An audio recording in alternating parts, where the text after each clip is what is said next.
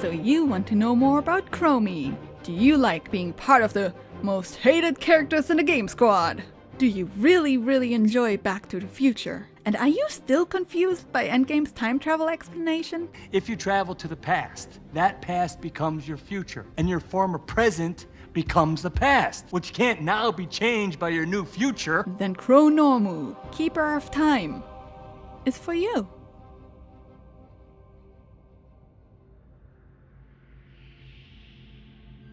The Bronze Dragonflight. Tasked by Aman'Thul, the High Father and leader of the mystical pantheon of the cosmos, to keep the time ways flowing correctly, Nostormu, the Timeless One, was blessed with power over time itself, and was shown his own demise to keep him from trying to alter the inevitable. Each bronze knows their own end time, and must do everything in their power to keep the timeline as it is meant to be.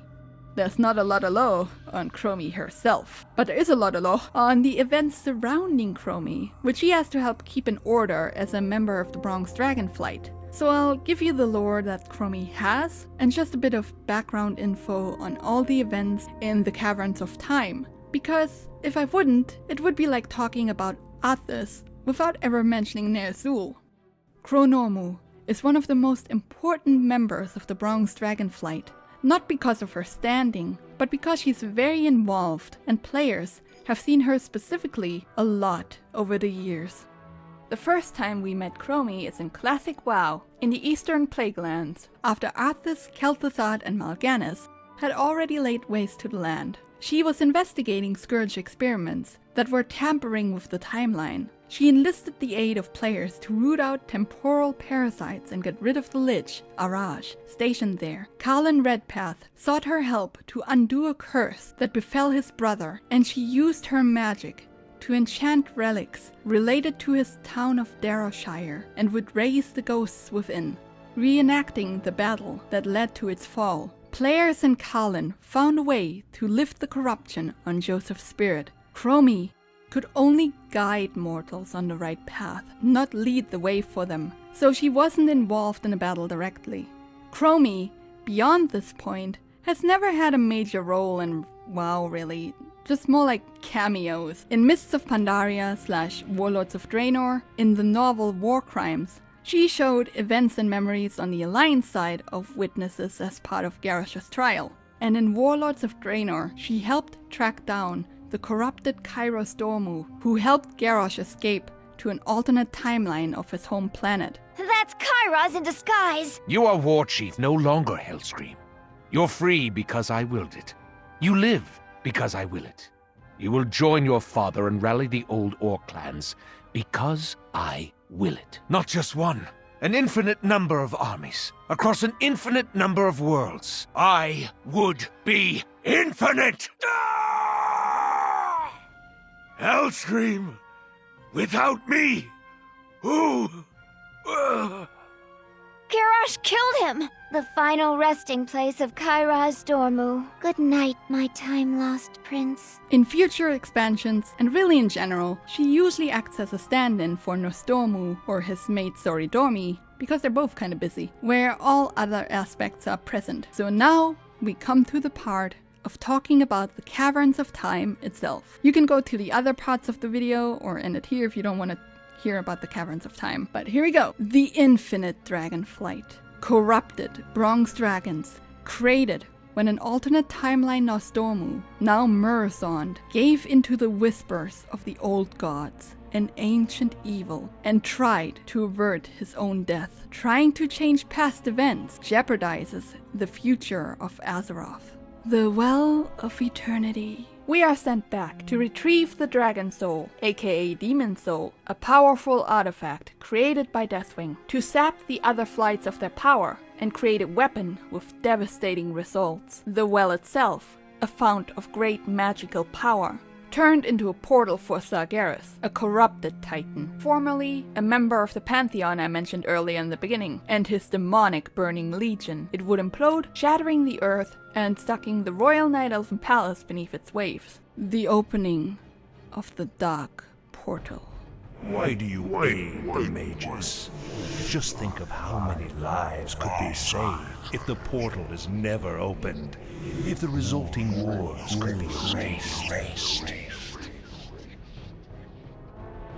The corrupted Guardian Medivh, under the influence of Sargeras, opens a portal to the homeworld of the Orcs, Draenor, or Outland, with the help of the warlock Gul'dan. After the Orcs had succumbed to fell energies and had wiped out nearly all of the Draenei on their world, they needed a fresh world to conquer, since theirs was dying. The infinite Dragonflight reasons that this would have prevented many deaths, but it would also have caused the human nations to never band together to form the Alliance, and thus there would be no one to oppose the Burning Legion years later. The escape from Durnhold. Your future, Thrall, must not come to pass. Thrall will remain a slave. Taretha will die. You have failed. Durnhold was the main HQ of the internment camps created for the Orcs after the war, and Thrall, at this time about 18 or 19, was raised there as a gladiator spectacle for the humans by Aedelas Blackmore, an orc with the strength of one, but with the knowledge and tactics of human training. Blackmore intended to use Thrall as a puppet war chief to unite the lethargic orcs in the other camps under him and gain power over his fellow humans. If Thrall had never escaped from Durnhold, he would have never been able to rebuild the Horde, free his people from the internment camps, and lead them into battle against the Burning Legion during the Third War. Thus, Azeroth would have been destroyed. The calling of Stratholme. Stratholme, during the Third War. Ooh, I remember this day. Not exactly Prince Arthas's finest moment. Prince Arthas Minethil, on this day a powerful darkness has taken hold of your soul.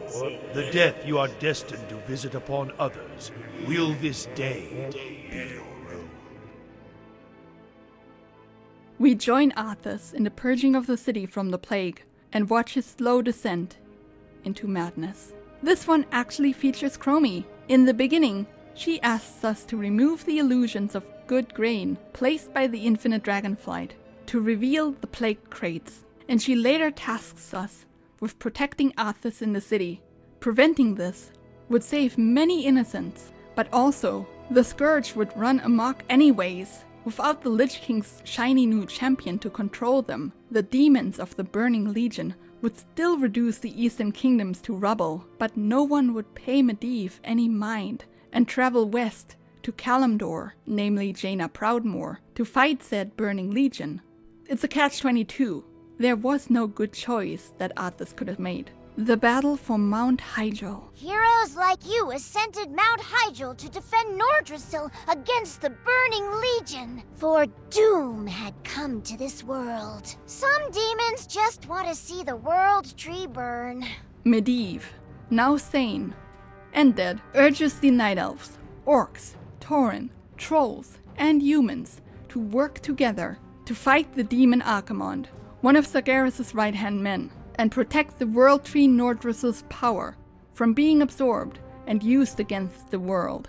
This one again really didn't have anything to do with the infinite Dragonflight. Bliss just thought it'd be cool to add a raid in the Warcraft 3 RTS style. Spoiler alert! It absolutely fucking wasn't. If you're planning on or playing Burning Crusade Classic right now, I feel incredibly sorry for you. It's the most universally hated raid in the entire game, because if you wiped on the bosses, all of the trash waves would respawn and you would have to clear every single wave again. The end time. The end time. I once called this place. I had not seen by then. I did not know. You hope to what? Stop me here? Change the fate I worked so tirelessly to weave? You crawl unwitting like a blind, writhing worm towards endless madness and despair. I have witnessed the true end time. This This is a blessing you simply cannot comprehend. You know not what you have done, Amenthul. What I have seen. At last it has come to pass. The moment of my demise. The loop is closed. My future self will cause no more harm. Still, in time, I will fall to madness. And you, heroes, will vanquish me. The cycle will repeat. So it goes. We killed the shattered images of Azeroth's defenders in a world where the old gods won, where Deathwing succeeded. We also closed the infinite time loop by killing Murasond. The hour of twilight. Set in the present time, we protect Thrall as he escorts the Dragon Soul to Wormrest Temple so we can put an end to Deathwing. The Dragon Soul. TLDR, we killed Deathwing. And that's all there is to Chromie and the Caverns of Time for now.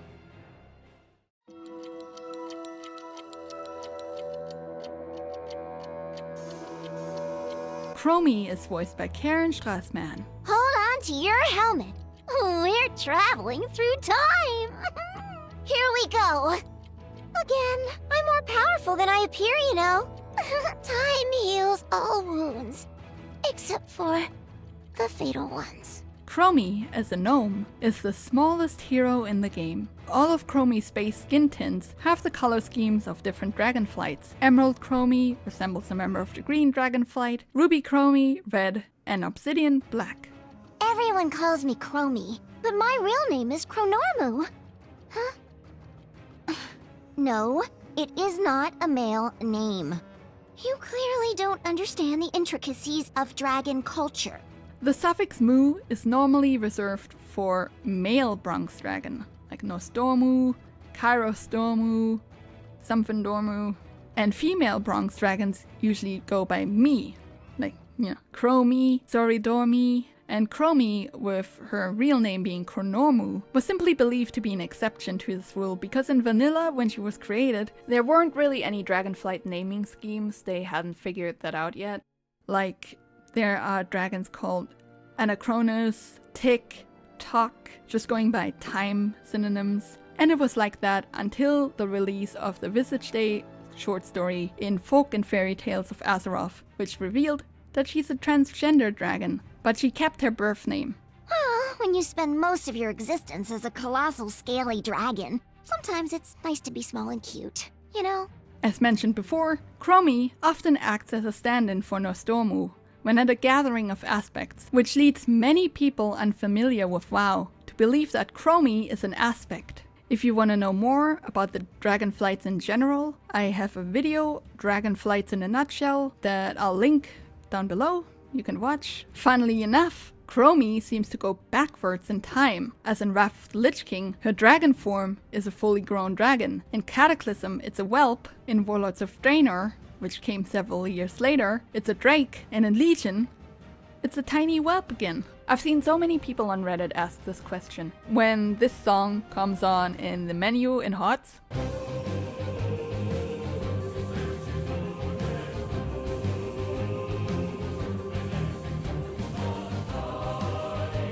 it's a remix of The Calling of Stratholme.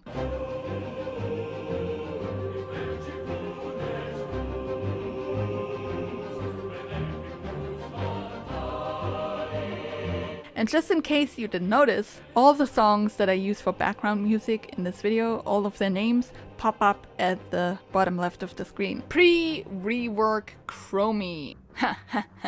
Chromie has had about as many reworks and talent adjustments as Tyrande. So let me paint you a little picture. You are a Li Ming, or Jaina without ice block. Oh no, what's this clock above your head?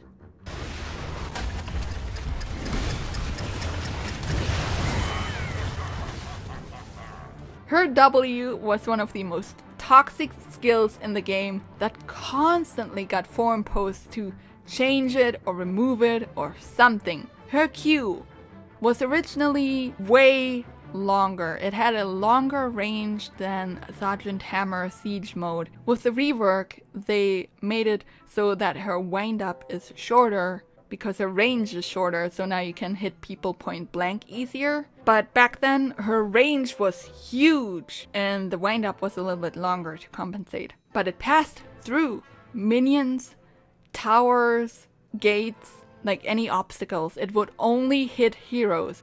So you could stand there on a map like Infernal Shrines on the sidelines and snipe people through the towers. Her W did not have an indicator, and it was a single shot that did a metric truck ton of damage, at least 5 washing machines. Her W just, if you were squishy without any sort of defensive, you were just dead, especially if she put her temporal loop on you and went for a spell power increase at level 13. You were just gone. Your days are numbered.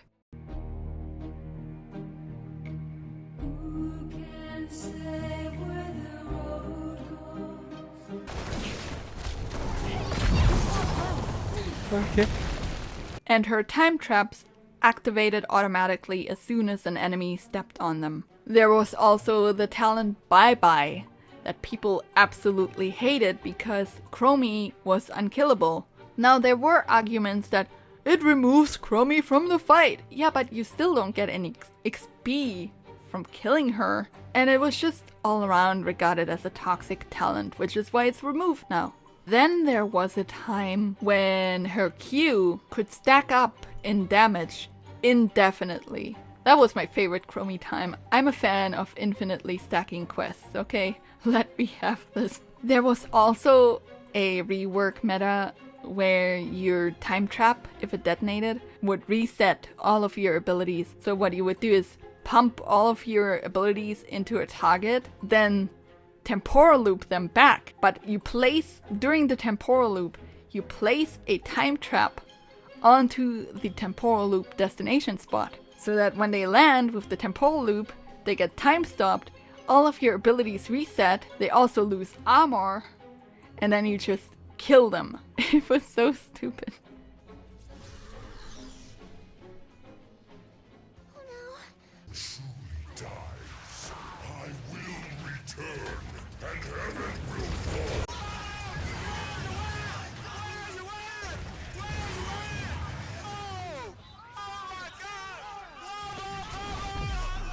So this is why Chromie is in the most hated characters in the game squad, along with Abathur and Valera.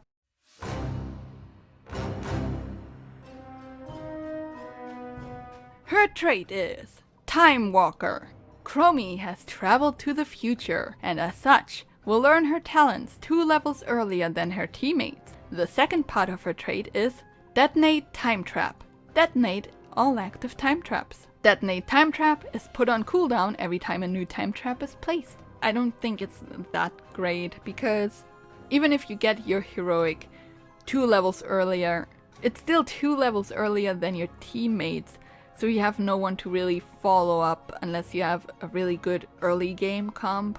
I don't particularly find it too amazing. Her Q is Sand Blast. After 0.5 seconds, fire a missile that deals 305 damage to the first enemy hit, deals 50% damage to structures. Casting Sand Blast leaves an echo behind that mimics Chromie's Sand Blast and basic attack, dealing 40% damage. Maximum of 1 echo active at a time, unless you take talents for this. Sand Blasts fired by the Sand Echoes count for Sand Blast related talents and quests. Sand Echoes can cast Sand Blast even if the cast is interrupted by an enemy. Sand Echo's basic attack deals physical damage, and Sand Echo's damage reduction stacks additively with other offensive damage modifiers.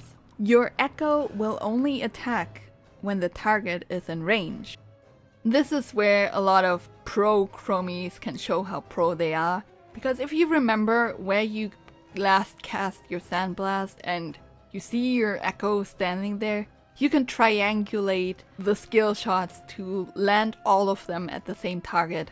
You can even use this to interrupt things where you are not even anywhere close to it.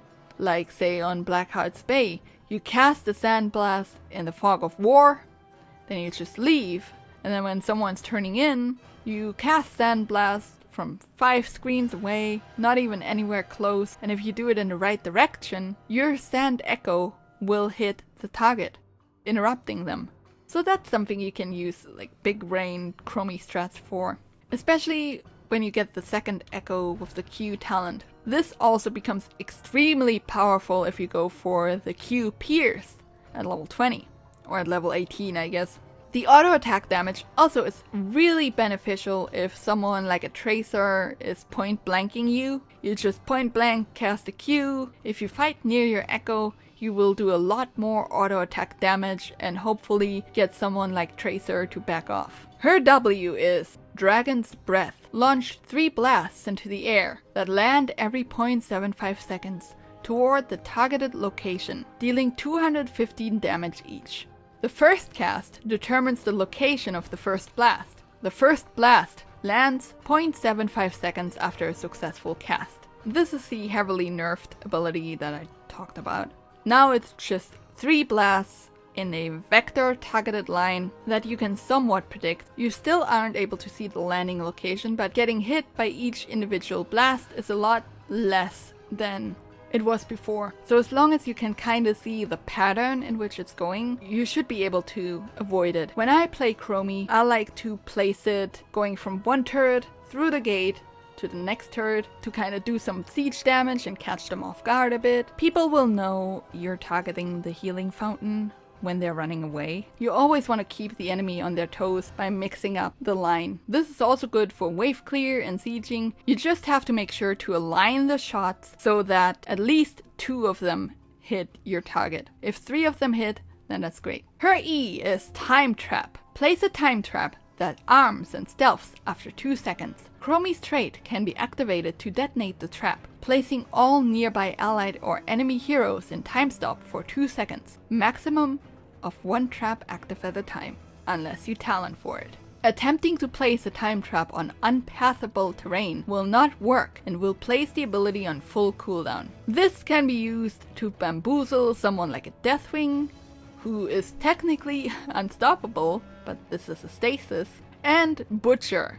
When he's charging towards you, even though it says unstoppable, don't worry your little head. As long as you have a good time trap placement, if Butcher's charging towards you, you can time stop him during his charge. Detonate time trap can be used while mounted. Also, the time traps are an excellent ward. In a game where there's not really wards like in League, this is one of those few abilities that can act like a ward. You can place them in bushes, you can place it on a point, like on Dragonshire, seeing if someone's channeling. You can place it on enemy camps to see if they're doing it. The time trap will give you vision in its radius. Now, time trap is also a double-edged sword.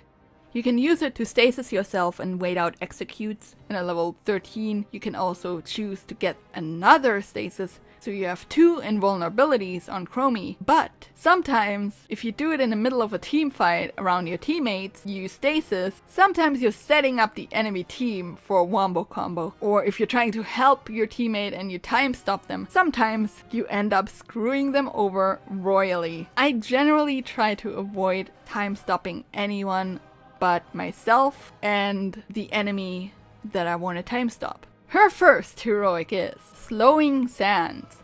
Summon a sand vortex that slows enemies by 10% every 0.25 seconds, up to 70%. Slowing Sands is interrupted and put on cooldown when Chromie cancels the ability, runs out of mana, or moves 30 units away from it. Each hero has their own stack counter. Stacks are immediately reset when the affected hero leaves the area. Slowing Sands is kind of the default heroic, because almost every hero in the game has some sort of cleanse now for her second heroic, or some kind of ice block, and it's just a pain in the ass to use most of the time because you have to make sure it's in the right comp, and you have to wait out certain heroics, and you have to bait it out, and just Slowing Sands. Now, Slowing Sands works best on control points, something like Volskaya or Infernal Shrines, somewhere where you can put it in a choke point, make the enemy double guess, going in, getting slowed, and potentially eating a metric ton of skill shots. It's also great to put inside the enemy gate, especially on Infernal Shrines again. You put the slowing sands in the gate to make them, you know, have to watch where they're going. That's mostly what I use slowing sands for. Her second heroic is Temporal Loop. Choose an enemy hero. After 3 seconds, they are teleported back to the location where Temporal Loop was cast on them. Basic abilities: recharge 500% faster for 3 seconds after casting Temporal Loop. So basically with this heroic, you want to spam your Q as much as possible. If you're wanting to combo someone, the cooldown reduction rate for your W still isn't enough for it to be back up if you do use it during the Temporal Loop. So there's a combo that still kind of holds over from the olden days. There is a visual indicator and you should start your combo when it's about halfway done. But I'm an audio person, so my audio cue is this.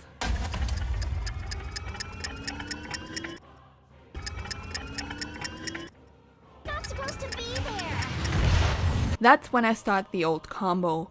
1 if you took the spell power upgrade, WQ on the spot where your target will land. This combo used to be the squishy killer because, as I mentioned, your W used to be 1 shot for a metric truck ton of damage. Now you have to kind of geometry it a little bit for at least 2 of the shots to hit the target. With Temporal Loop, as I said, you have to be careful when to use it. If they have like a Nasubo with Ice Block, Jaina with Ice Block, Brightwing with Shift, whatever it's called, Malfurion, does he still have Ice Block?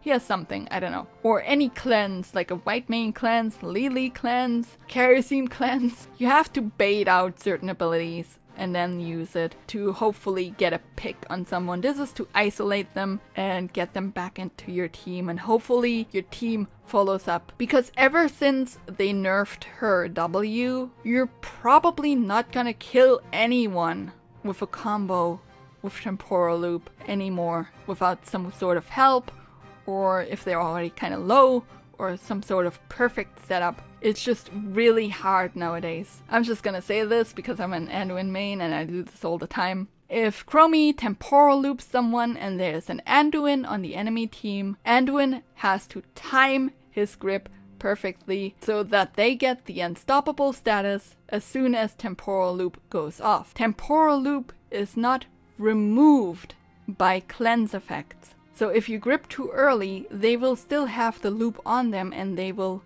teleport right back. So you have to time it perfectly. The same goes for Lunara and her leap. So that's something, if you're playing Chromie, you just have to wait out certain abilities if you want to use this.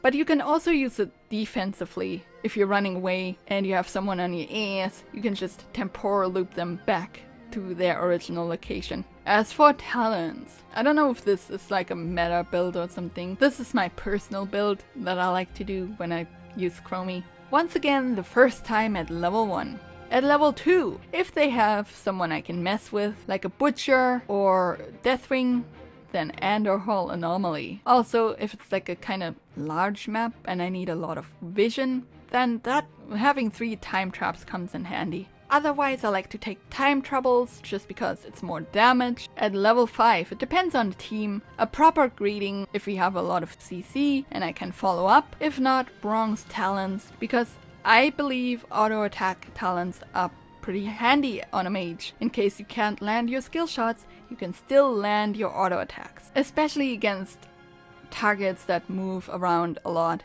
At level 8, slowing sands, although I like Temporal Loop just for old time's sake. Then at level 11, timeout is probably the most useful, and something I see a lot is Chromies just sit there the entire 5 seconds. I'm gonna say this for every ice block, stasis, whatever in the game. You can cancel them early.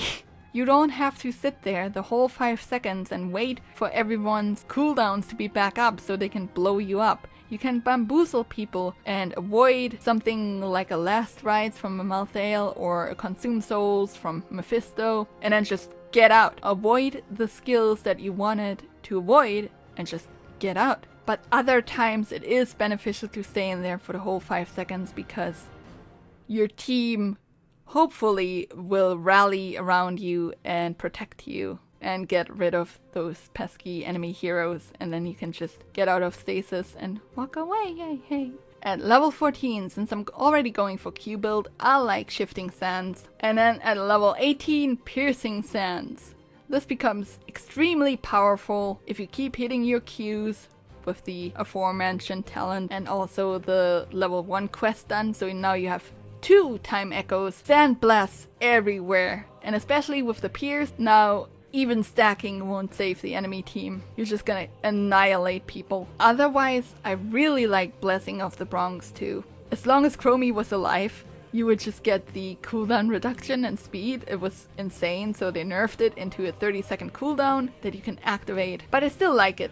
It's really good if you have a lot of team members that can benefit from this. It's kind of like I see it as kind of a mini nano, but instead of giving spell power, it just reduces cooldowns, but it's still, I like it. And it gives move speed, which can be beneficial if you wanna retreat. And that's it.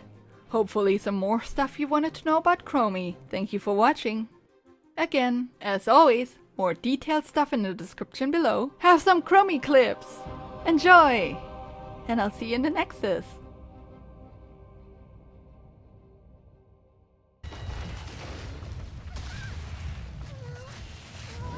No!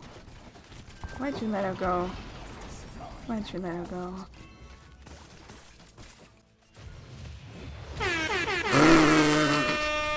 I didn't even know!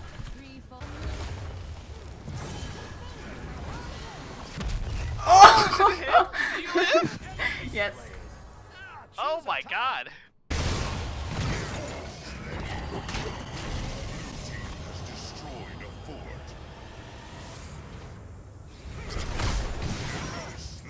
I feel Butcher coming from the bush. Oh my god, I knew it! God, what the fuck is this like?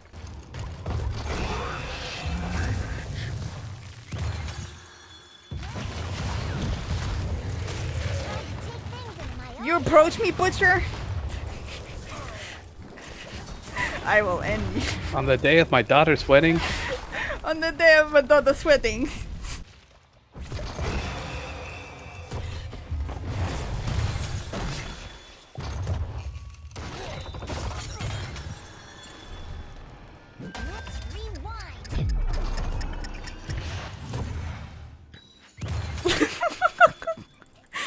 Goodbye, bitch! See you later! Oh my god. Come.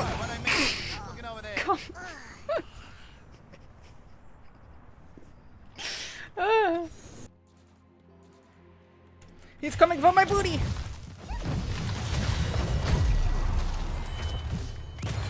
That was first blood.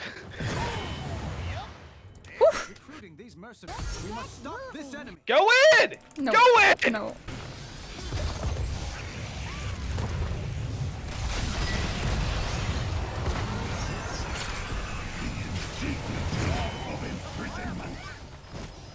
Okay, we did it. We killed the hard carry.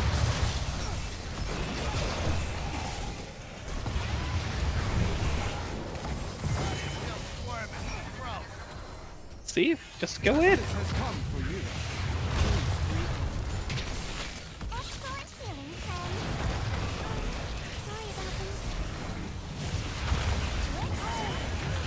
See? When I call the shots, we instantly win. Keep that in mind. I closed that shit out with my fearlessness. MVP. Java, Java, Java.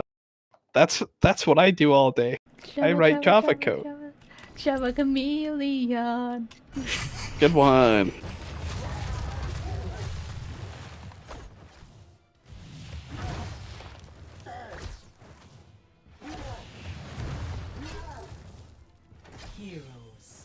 It was at this moment that he knew. He fucked up.